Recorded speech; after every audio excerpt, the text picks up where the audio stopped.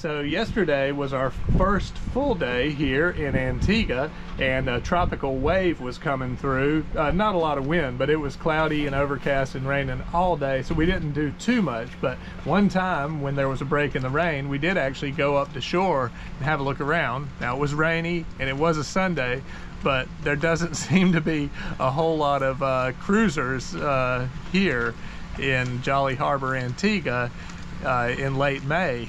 Everybody's went south or cleared out for the hurricane season, but you know, we're doing something a little different this year, so we're here. But yeah, we've always heard how you know, much stuff there is going on here, but I don't know if that's going to be the case right now, which is fine. The weather's a little better today.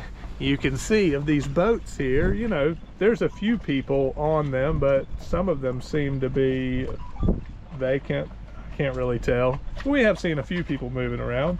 It's Monday now. We're gonna go back up into the marina area of Jolly Harbour and explore around again and see if there's a little bit more going on. Check out some of Antigua. What do you think, Wendy? Yep.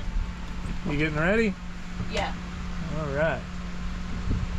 Okay. Let's head to shore.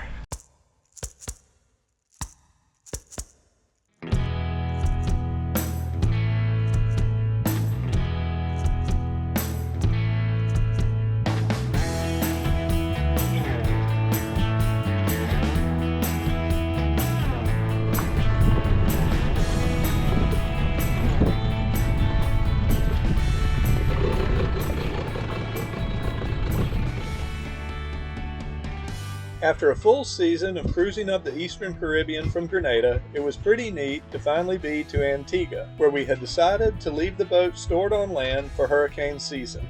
Grenada, being further south, is thought to be safer from hurricanes, so there's a large cruiser community that stays there for hurricane season, like we had the last 4 years. Fewer sailors come to Antigua for the hurricane season, and for the most part, those that do store their boat ashore and leave. But never having been to Antigua before, we were excited to explore around for the month we had allowed ourselves before our haul-out. Jolly Harbour looked to be a cool spot, with a large protected bay, with haul-out yards, marinas, and lots of restaurants. It reminded me a little of the west coast of Florida as well, with canals and vacation homes with boat docks splintering off in every direction from the main harbor. We motored in and found the dinghy dock to wander around and see if we could find a restaurant. It was a cool spot, but just like the previous day, we were one of the few people there, and we knew that Antigua wouldn't be the same as Grenada with the cruiser community that we love. But the restaurant did have a pool that we thought we might come back to later, and there's something to be said for having an awesome spot all to yourself. After lunch, we walked down the road to the closest beach. Antigua is known for its beaches, and it's said to have 365, one for every day of the year. This beach was definitely beautiful.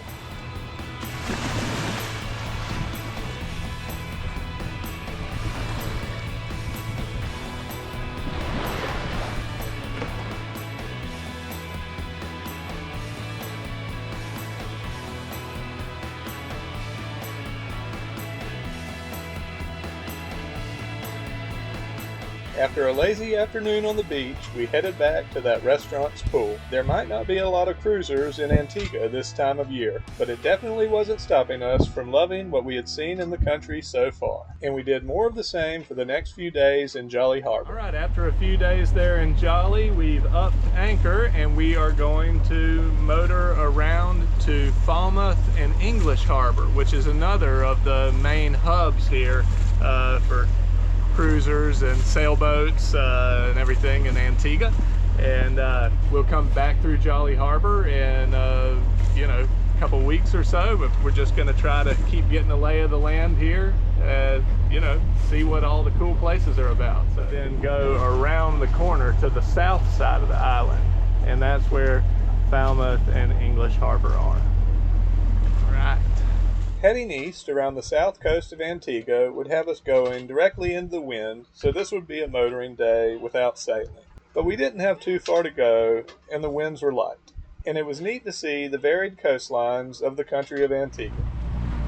So now, it's a little rougher here. We've got to go around that point that's dead ahead, and then we'll be heading for Falmouth Harbor.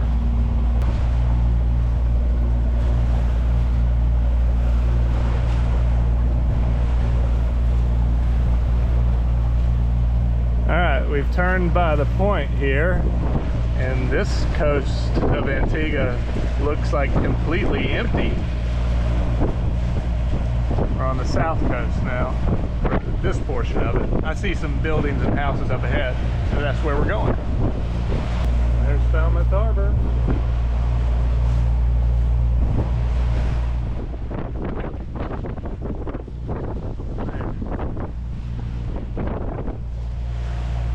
Harbor is just a little further up around that point. So you can, this point here? Yeah. Yeah. But you can walk to either one of the areas from being in the other area. So we're going to try Falmouth first. Okay, we got anchored. We towed the dinghy over here, so there's not really too much to do to get the boat set up. Chill out. Sure, we'll go up to shore, figure out what's going on here in Falmouth Harbor. And he's opening the hatches, get some airflow going through the boat. Very cool.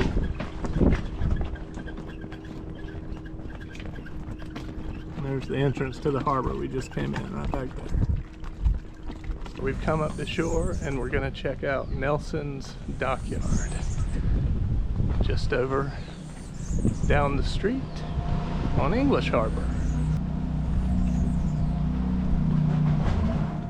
Nelson's Dockyard is a UNESCO World Heritage Site. Built by the British in the 1700s, the dockyard is named after Admiral Horatio Nelson, who lived in the Royal Navy Dockyard from 1784 through 1787. Although it fell in disrepair after the late 1800s, it is the only continuously working dockyard from its era in the world, and walking through it is like stepping back in time nearly 300 years, with many of the original buildings restored in the 1950s, as well as these giant stone pillars from the former boathouse and sail loft.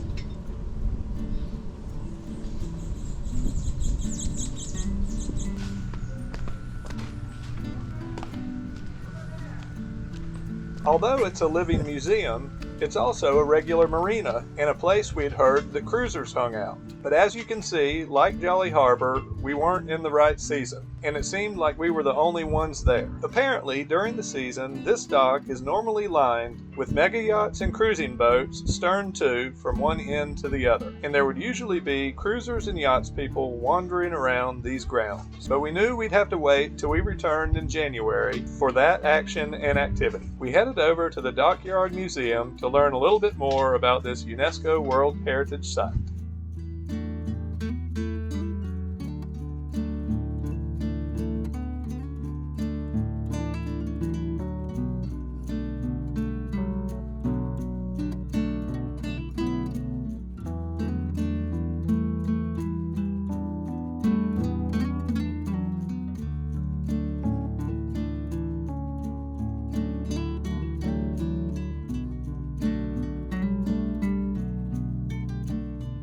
This is the old copper and lumber store, and they've turned it into a hotel.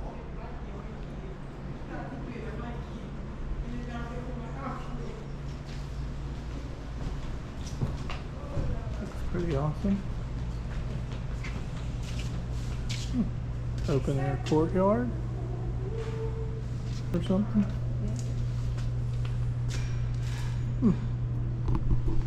Nice. Afterwards, we took a short walk back over to Falmouth Harbor, where Holiday is anchored. It definitely looked like our kind of spot, with tons of restaurants and hangouts, although, like everywhere else, a little empty at the moment. I'd say between Jolly Harbor and this area, it seemed that there was more to do here in Falmouth, as the area of activity was spread out much larger, and there seemed to be a few more local-type places. And you know I always love to find an old payphone.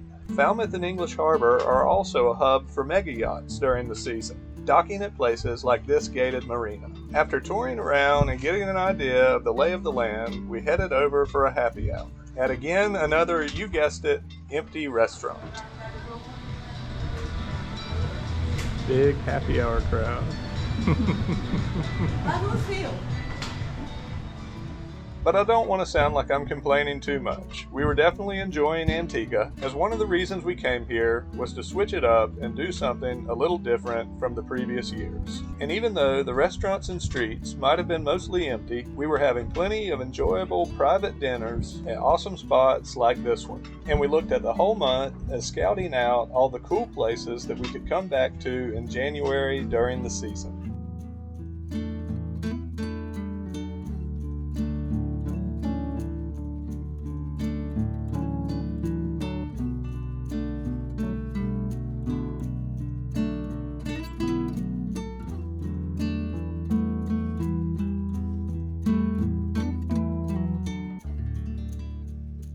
While in Falmouth, we also took the opportunity to check out another of Antigua's 365 beaches. Just a short dinghy ride away is Pigeon Point Beach, and we headed over for a day of relaxing.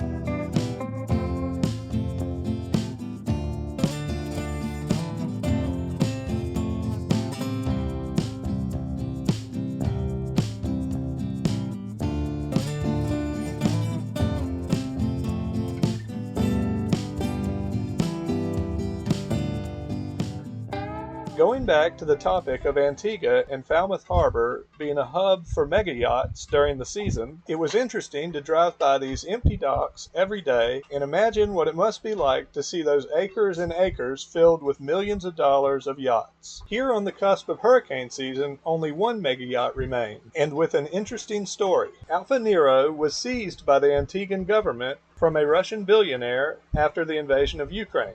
It was bought in an auction for around $70 million by a former Google CEO. But legal challenges had kept it sitting here in Antigua when all the other mega yachts had left. After going by the mega yacht docks, we made our way up to shore and past the crossroad where many of the cool restaurants of Falmouth sit.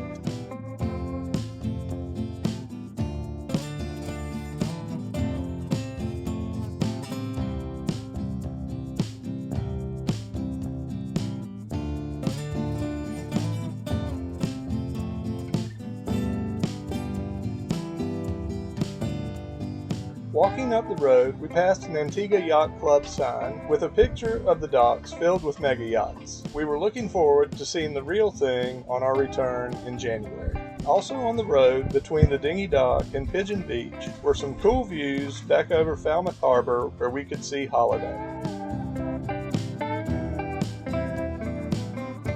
Today we were heading to hike the Middleground Trail, which we had seen started near Pigeon Point Beach. The trail winds from Falmouth Harbour to English Harbour along the cliffs next to the sea on Antigua's south coast, as well as going by many more ruins from the 1700s.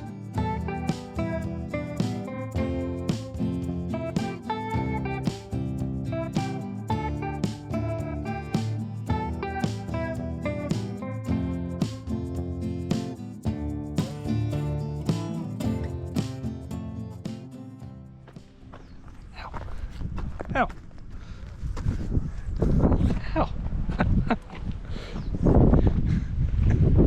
Just about everything has a thorn on it here.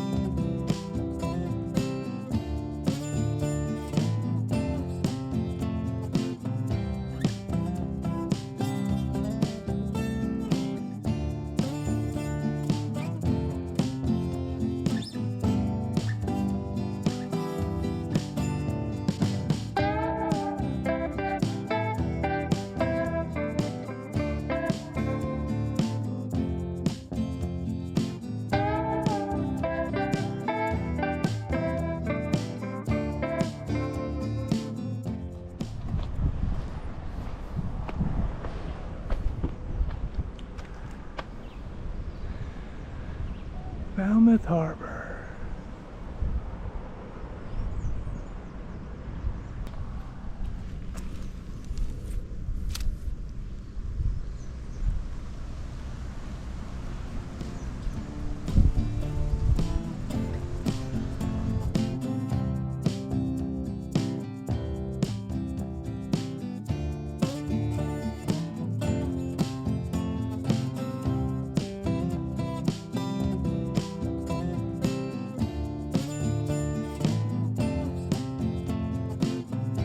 Along the trail, we were starting to be able to see English Harbour, and just how small the strip of land was at the nearest point to Falmouth. We found some goats. Oh, look, there's a cute little... Mama looks very oh, I know, she's like aggressive. staring right at us. Oh, there's some more babies over there. Oh, okay. Or no, another mother, I think. Oh, there's a few mothers and a few babies. Bah, bah, bah. That got them looking. Yeah.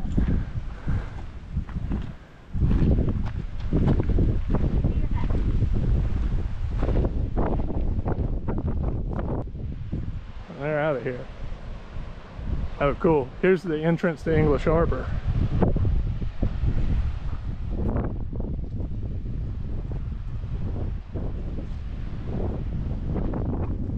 This stuff was built in the late 1700s. Run it up there. It's pretty cool. Totes my goats. Meh. They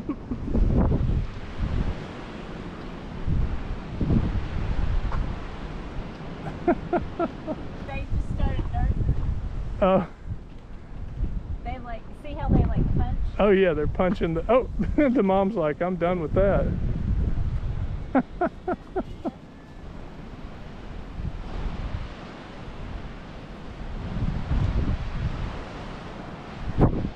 Wow. How cool is this? Look at those goats right there on the side of the hill.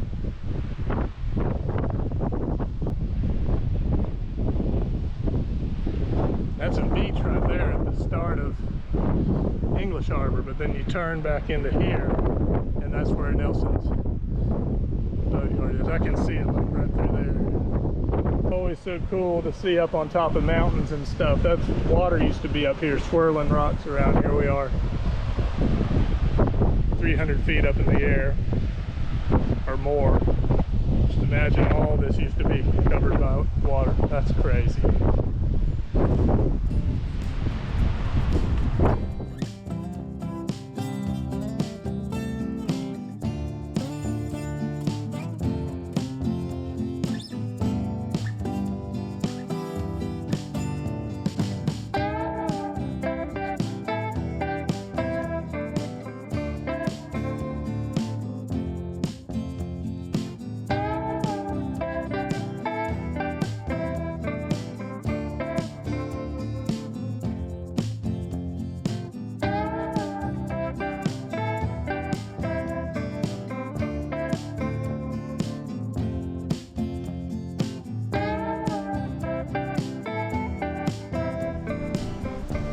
And Nelson's is actually right on the other side of this hill. I can see an Antigua flag, but all that old historic stuff that we walked by is right here behind these pumps.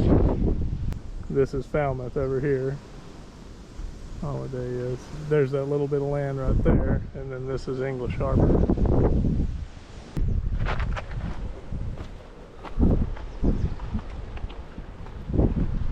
There you can see Nelson's now, the very end. I guess during the season, that's just lined with like super yachts, stern to, sticking out like in a flower pattern around it. We'll have to see that when we get back in January, because it's empty now, like most of the stuff here in Antigua. This is a pretty neat view of a protected harbor. The waves crashing in right here, coming in with the trade winds. See, it's pretty nasty out there. but then just past that natural harbor bay, it's flat and protected. The more protected, the further you get in.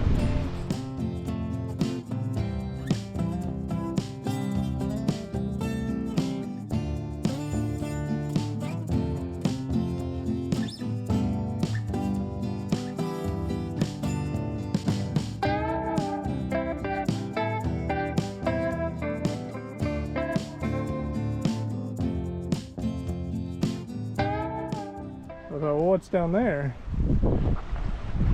Check this out. You can go inside. It's crazy, huh?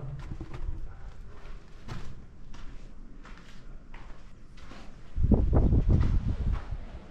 how thick these walls are. It's crazy. So that building we were just looking at is the powder magazine, built in 1811. And this is the guardhouse, 1745. Right here. Wow. Huh. Isn't that something? Wow.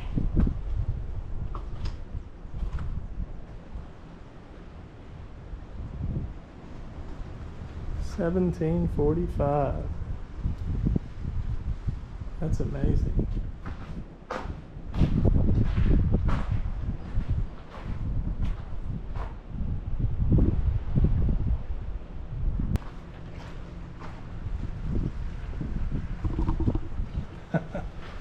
Pretty cool. Old cannon.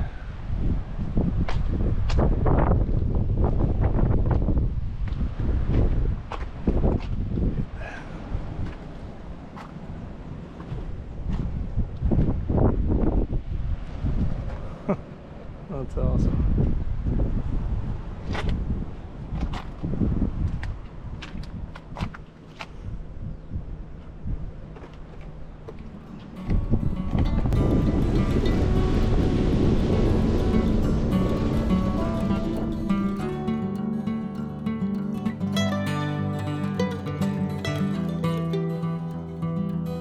We hope you enjoyed joining us for our first impressions of the harbors of Antigua on the cusp of hurricane season. Stay tuned for our next episode where we head to some of the out islands on Antigua's remote windward side. We're going to go back up into the marina area of we're going to go back up. This is the Grand House, 1745. Guardhouse? Oops.